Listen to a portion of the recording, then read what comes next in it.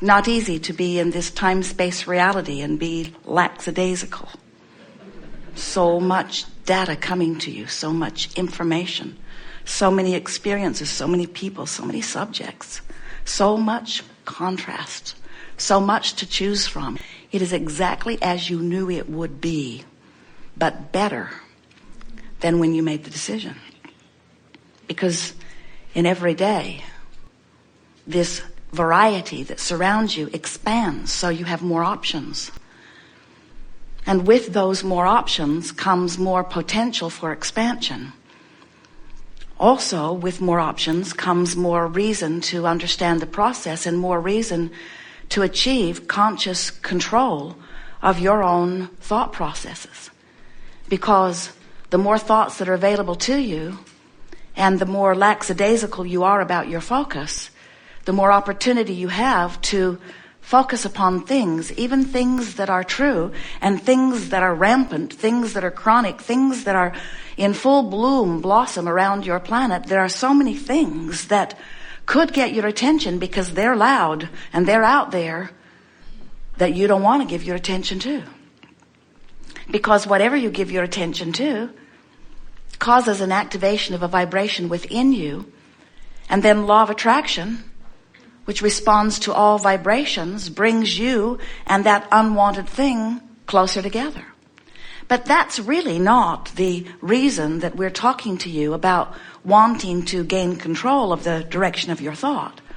Oh, it's certainly wonderful to focus upon things you want so that law of attraction brings more and more of those things to you. But there's another factor altogether that is infinitely more important, because the way you feel hinges upon it. And that other factor is the way law of attraction is responding not only to the thought you are currently thinking, but to the vibrational essence of who you really are. You see, it isn't just that when you focus upon some tragedy or some trauma or some absence of something wanted, it isn't only then that you offer a thought about it and therefore achieve a vibration about it and therefore set up a point of attraction about it and therefore begin the attracting of it, this unwanted thing. It's not only for that reason that we're wanting to help you be more deliberate about your thoughts.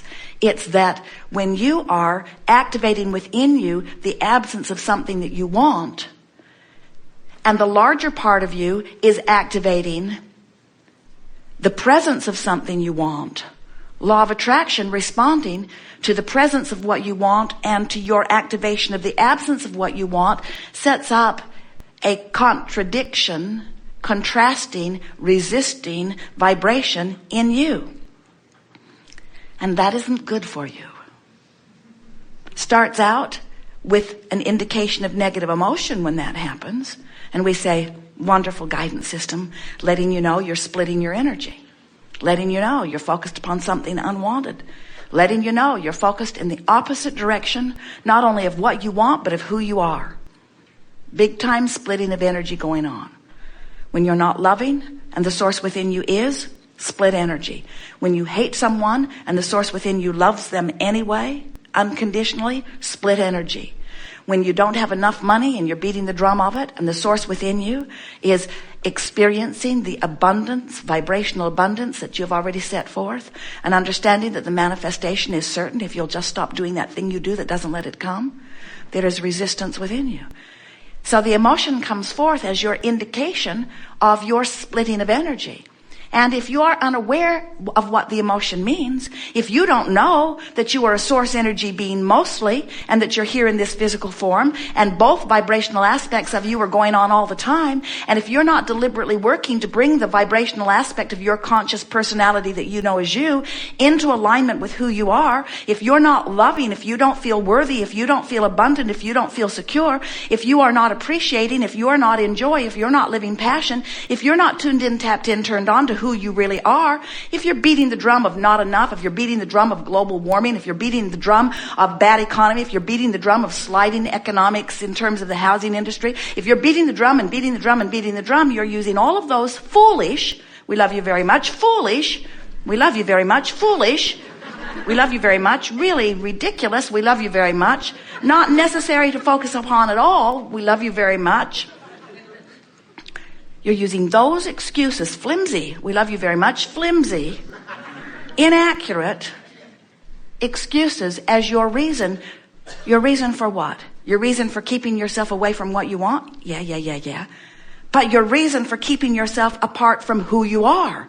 And that's the reason you have negative emotion. You're not having negative emotion because you're sabotaging your industry, or because you're sabotaging your physical apparatus, or because you're sabotaging the success that you've been reaching for. You're having negative emotion because you're separating yourself from who you are, because you're not letting yourself be who life has caused you to become. And if you are unaware of what the negative emotion is telling you about vibrational, separation is really too strong of word, but we so want you to get the point. Vibrational resistance to who you are. If you're not aware of it and then doing something about releasing the thought that is the culprit and the reason, the only reason for the resistance and the separation and the not getting what you want, if you're not aware of it and you're not doing something about it, don't worry, it will get bigger. And the reason it will get bigger is because everything is expanding. So as who you really are is expanding, and who you're focused upon, what you're focused upon, and what you're allowing yourself to be right now is getting bigger, the stakes get higher and higher and higher and higher.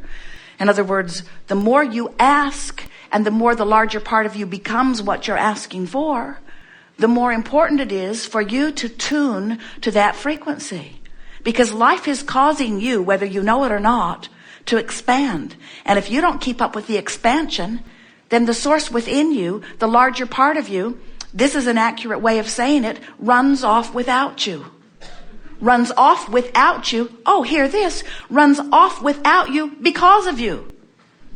In other words, the source within you wouldn't be expanding like it is if you weren't exploring contrast. You know how it works? You are source energy. You send a part of that consciousness into this physical body. You explore in your physical body the contrast. You know what you don't want, you know what you do want. And in that process, you are emitting rockets of desires of your personal preferences. It is brilliant how life extracts those from you. Your important personal preferences. So off they go. And then the larger non-physical part of you gives undivided attention to that new preference every single time. So that the result of that is there is this amassing of desire and becoming on your behalf because of you, received by the source within you.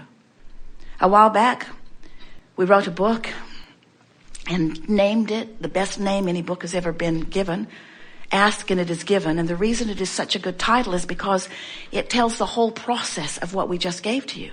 When life causes you to ask, source responds. An even better title today would be, when you ask, not only is it given, but the larger part of you literally becomes the vibrational equivalent of what you're asking for every time. The amended version. Long title, but better. When you ask, it is given. Not only is it given, the larger part of you becomes the vibrational equivalent of that which you are asking for, and stands in that vibrational place with law of attraction acting upon it. And that version of you is becoming the question that this workshop wants to ask and answer is, what are you doing in relationship to that expansion? Are you, by living contrast and by giving birth to constant new desires about your own personal experience or about the world that you are observing, are you, as you are making your life and the world in general a bigger, better place, are you keeping up with that expansion, or is that broader part of you running off without you? And you can tell by the way you feel, because when you don't keep up, you don't feel good. When you feel eagerness, interest, when you feel exhilaration, when you feel passion, when you have that exhilaration of a new idea, when love is moving through you, when you feel appreciation rippling up your spine, when you are laughing, when you are loving, when you are tuned in, tapped in, turned on, you are the vibrational equivalent of all that you have become. There's no separation between you and you.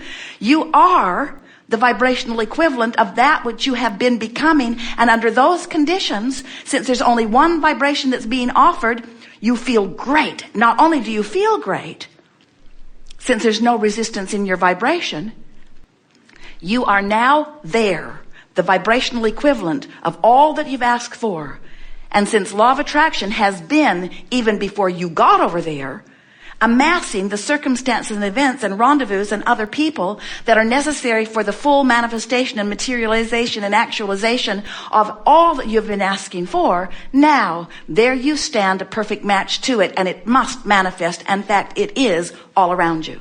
And people who are watching you say, what is going on with you? And you say, I've discovered how to release the resistant part of me and rendezvous with the aspect of me that is most becoming. I'm tuned into who I